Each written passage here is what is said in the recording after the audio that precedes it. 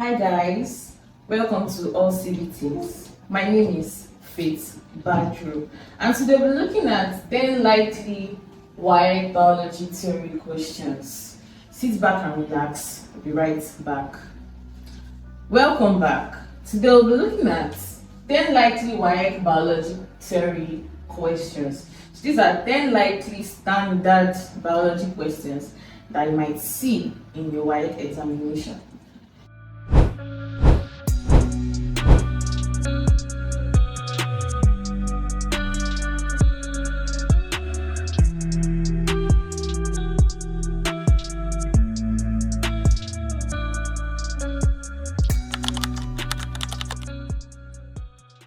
Number 1, state one function each of the following parts of the nephron.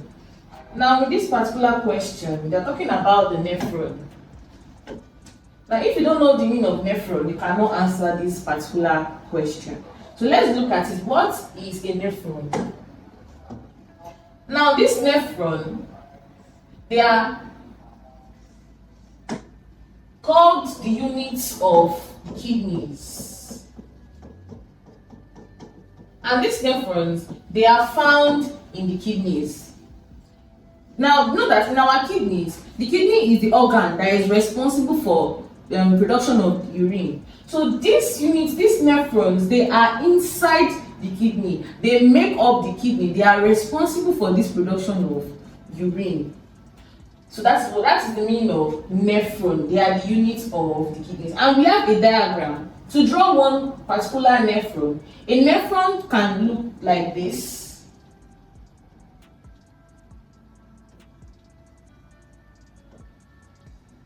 Then it will coil like this. Then come down like this. Then coil again.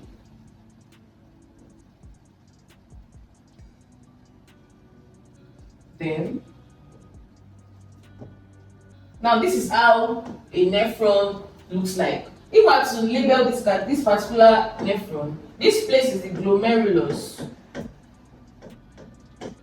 This side is the Bowman's capsule.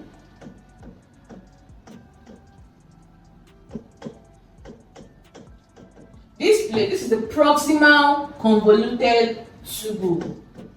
The proximal convoluted tubule. Now this place is the loop of Henle's, or sometimes you can call it the Henle's loop. The loop of Henle. This is a distal convoluted tubule.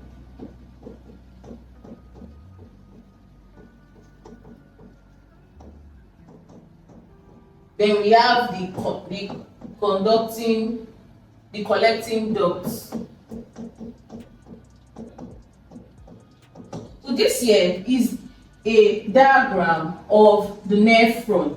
So this is how your nephron looks. And don't forget that I made that found in the kidney. So we have the glomerulus, or sometimes you can call it the glomeruli. We have the proximal convoluted tubule. We have the loop of Henle. Then we have the distal convoluted tubule. Now, in our question here, we asked for, we need a function of the glomerulus, we need a function of the Bowman's capsule, and we need a function of the proximal convoluted tubule, then the distal convoluted tubule. Now, for the glomerulus, let's start from the glomerulus. Now, in this glomerulus, something happens, and it's called ultrafiltration.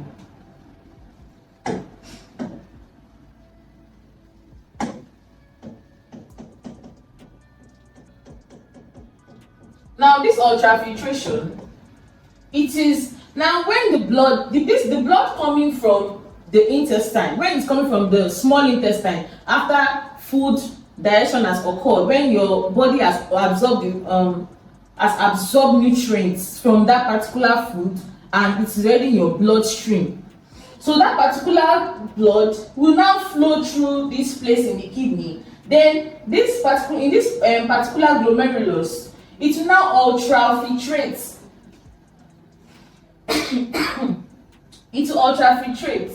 That means that it is going to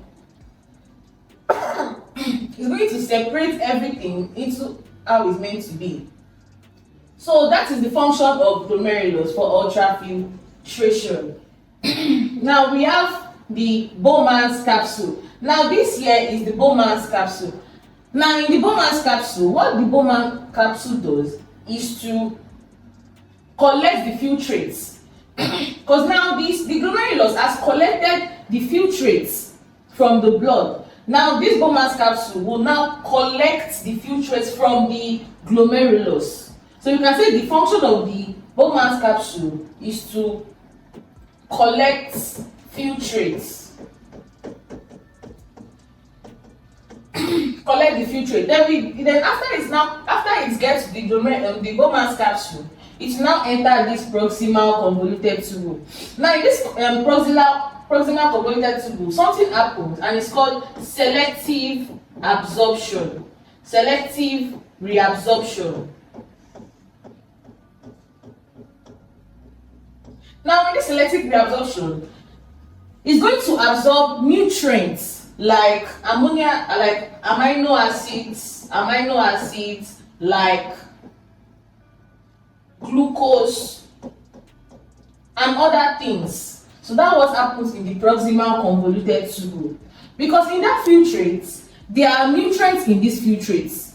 In this filtrate that this glomerulus is taking, we have excess salt, we have excess water, and we have some nutrients. So some nutrients during that filtration, some nutrients are also entering that particular filtrate. Now those particular nutrients, we still need them. They are still needed. That is why this selective reabsorption must occur to put them back in the blood. So after that is done, it now flows to the loop of Henle. Now in this loop of Henle, something happens. Now this is where osmoregulation occurs. Now this is where salt and water is going to be regulated. Then we have the distal convoluted tubule. Now in this part, this is where ions will be reabsorbed. Ions like, mineral salts. This is where mineral salts and water again will be reabsorbed before it enters the collecting duct. So that's what happens in the nephron. List 5 excretory products in plants. We have CO2, that's for respiration, that's the byproduct of respiration. Now we have O2, which is the byproduct of photosynthesis. We also have, we have tannins, we have the alkaloids, and we have the gums. These gums, you notice on the tree barks, when you just touch them, they are white. When you just touch it, it's just be gummy. So that is, it is an excretory product found in plant.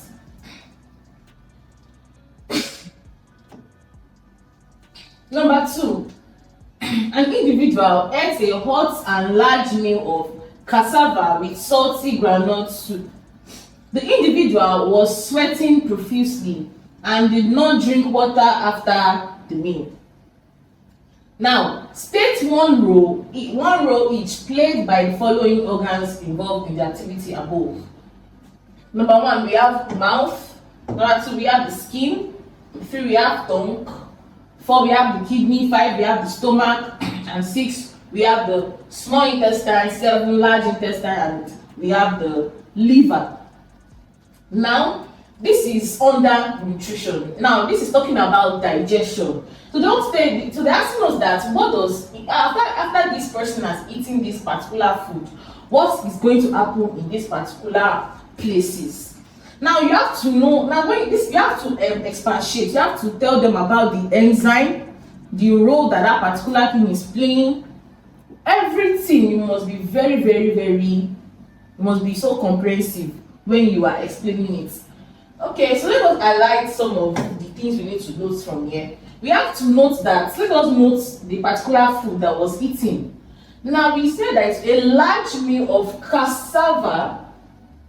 Let's note cassava.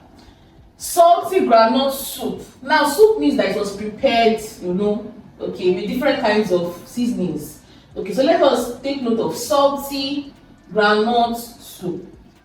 The individual was sweating profusely. So they have told us that this individual was actually sweating profusely and did not drink water after the meal.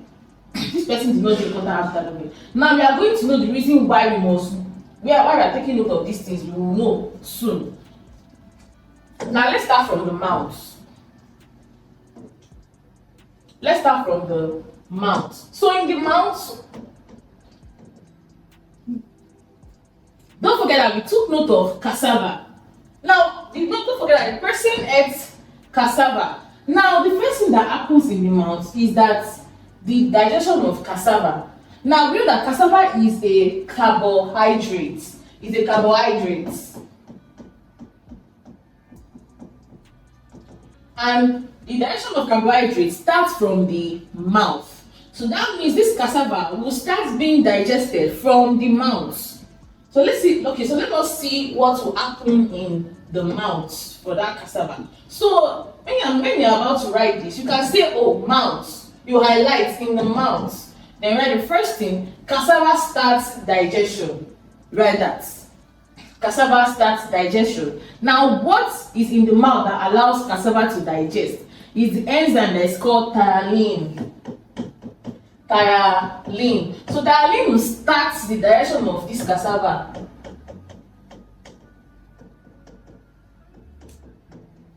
Of cassava. Now, what is it going to do?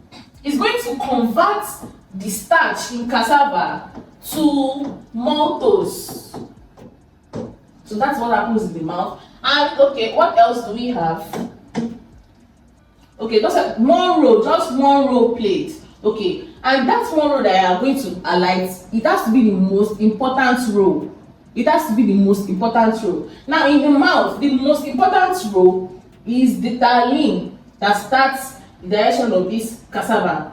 Now, for the other food like salt, like salt, granules, it does not have anything to do with the mouth. Because don't forget that it is only carbohydrates that can be digested in the mouth, that starts from the mouth. Only carbohydrates.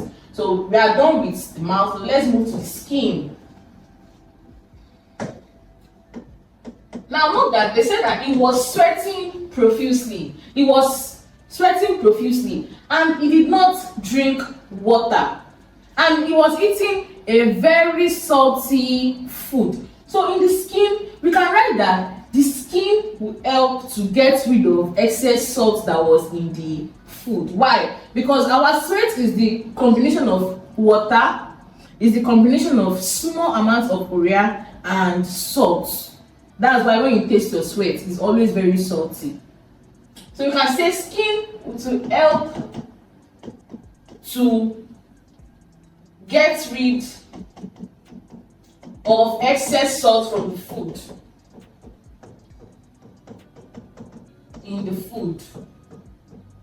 So that is a very important role of that the skin is playing in this particular scenario. Next we have tongue. What is the role of the tongue? Now the role of the tongue is that the tongue helps in swallowing. It helps in swallowing.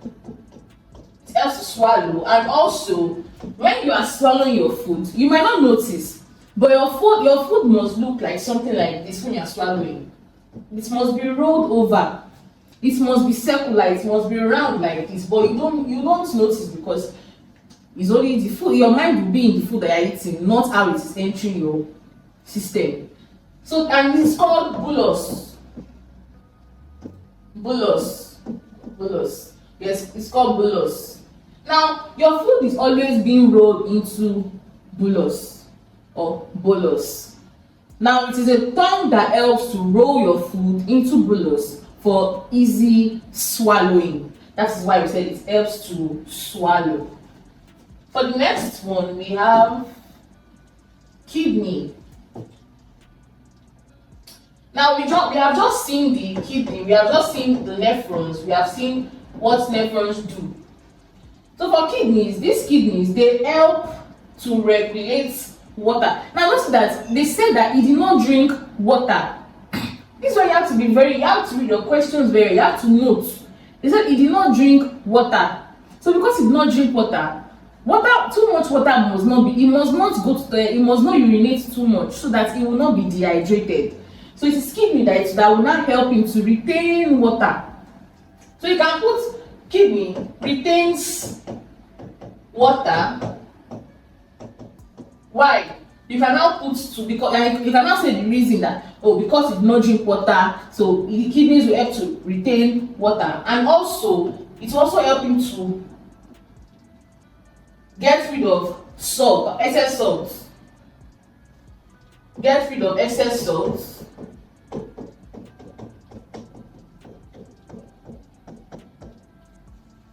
So those are the things that we can say that the kidney will do in this particular scenario.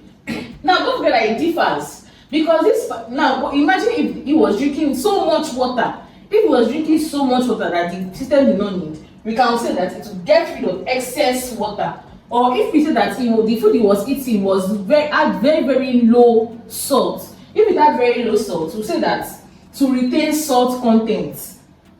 So it's because, so it depends on what he's doing. Because he did not drink water, we have to retain water. Because he was eating a very salty food, he has to get rid of the excess salt.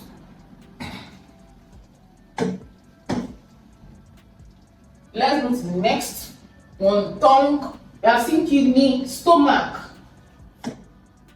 Now this stomach, many things go through in this stomach. Now in this stomach, that's when we can talk about the groundnut soup. The groundnut soup. Now groundnut is a source of protein and fats. It's a source of protein and fats.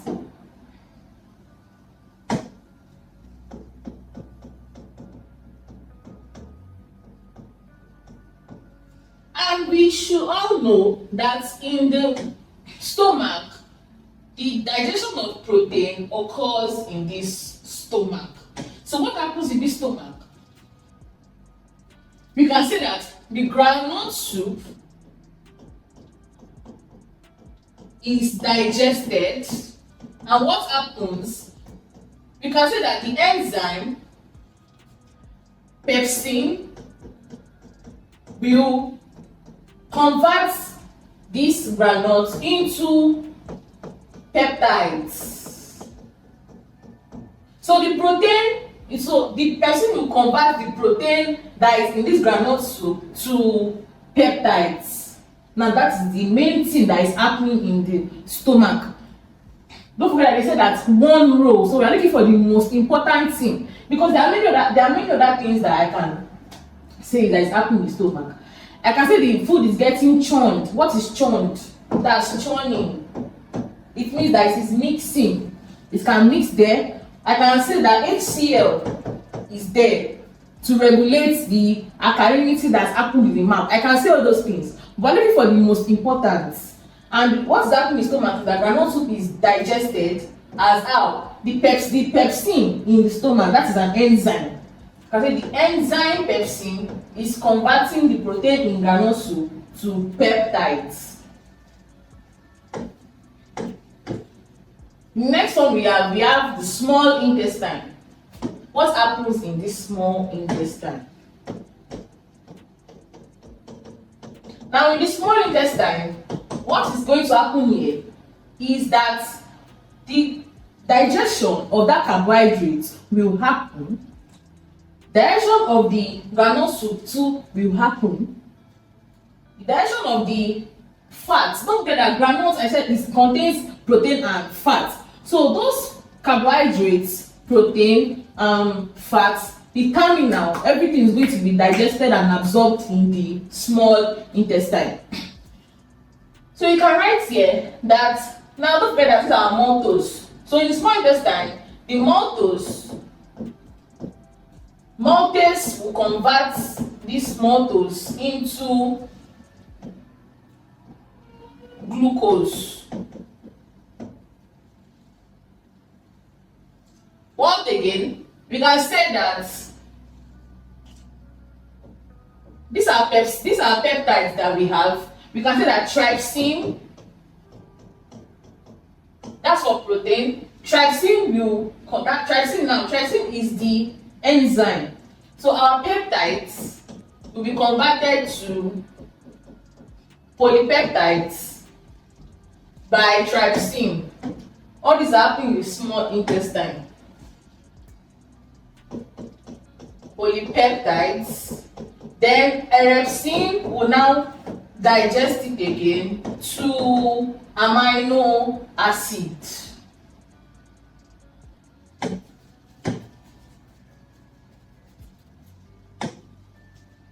Amino acid. So we are done with protein. This first one is for the carbohydrates. Now this second one is for the proteins. Now let's go to the fats and the oils. Then what happens again? We can say that fats and oil will be converted to fatty acids and glycerol with the use of, now this is by the enzyme that does this is called the lipase. Then lastly, we can say that absorption of food occurs by what? By the villi. Now this is a complete, if you write this, trust me, you have gotten your form, because you have told them what will happen to the cassava, what will happen to the groundnut soup. You have told them everything that can happen in the small intestine. We have what again? We have large intestine. Okay, let's look at the large intestine. So what happens in the large intestine? So in the large intestine, this is where undigested food is stored. So you can say the food that cannot digest, the part of the food that could not be digested, that could not be absorbed, they will now go to the large intestine. You can say undigested food storage. So that's what happens in the large intestine. Then what again? We have liver. Very good. Now something special happens in this liver. This liver has a role, and the role of this liver is very, very special. Now in this liver, the role that it plays, don't forget that this liver produces what is called bile. Now this bile, the reason why this bile is very, very important is because before these fats and oil can be turned into fatty acid and glycerol, it has to be split, it has to be emulsified. We call it emulsification. It has to be emulsified. That means it has to be broken down. It has to be broken down in pieces. So this liver will produce this bile. This bile will go and meet fat and oil that is in the small intestine. It's going to break it down into smaller pieces. Why? To increase the surface area so that it can be digested easily. Because most times, fat and oil, when they're in the small intestine, they are usually in big chunks. They are in big chunks, so it's very hard for them to be digested. But when this bile are secreted on them, they will just split. They will split easily, and they can be easily digested. So that's the role that the liver is playing in this particular food. So we are done with that. We have seen what happens in the mouth, in the skin, the tongue, the kidney, the stomach, the small intestine, the large intestine, and the liver. Now let us see. Okay. Name 3 of the organs listed in 2A that contains enzymes needed to break down the food. Okay, in our functions, we named some enzymes. So these parts that were mentioned, the parts that contain enzymes, we want to name 3 of them that contains enzymes. Now the first one that we saw to have an enzyme was mouth. We said that mouth had the enzyme ptyalin to digest the cassava. So you can say mouth part that had enzymes was the stomach. The stomach had enzyme and it had the enzyme pepsin. That pepsin was what could digest this protein in the groundnuts to peptides. So we have the stomach. And the last one, obviously, the small intestine. This one, it has so many enzymes. So many enzymes because it can digest carbohydrates, proteins, and fats and oil. So small intestine. So these are the 3 organs that we have listed that have enzymes. Number 3, what is competition? What is competition? Now, competition is a struggle. This is when organisms struggle for limited natural resources. Now, economics will tell you that resources are limited. So when organisms are trying to, struggle, compete for these resources, it's called competition. So you can just simply define that competition. This is a struggle. This is the situation whereby organisms struggle for limited resources. Very simple.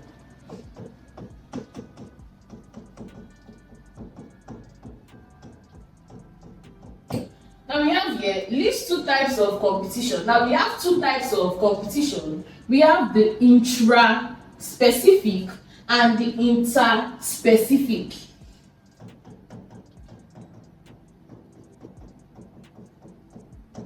And the interspecific. Now this intraspecific is the competition among same species. These are among the same species. While interspecific is different species. Now that's the difference between your intraspecific and your interspecific. List 4 factors that organisms compete for in a habitat. So what are some things that organisms can compete for? The first thing they compete for is food. They can compete for light, especially plants, for light. They can compete for water. They can compete for mates. What again can they compete for? They can also compete for nutrients and many more. But these are the main things that they compete for. They compete for food, they compete for light, they compete for water, they compete for mates, they compete for nutrients. Hi, I'm sure you enjoyed the video you just watched. To see more content as that, preparing you for your upcoming exam, make sure to smash the subscribe button and turn on notification. Also, remember that you can use the comment section to send us your questions or your inquiries, and we are happy to take them. I'll see you in the next video. Bye.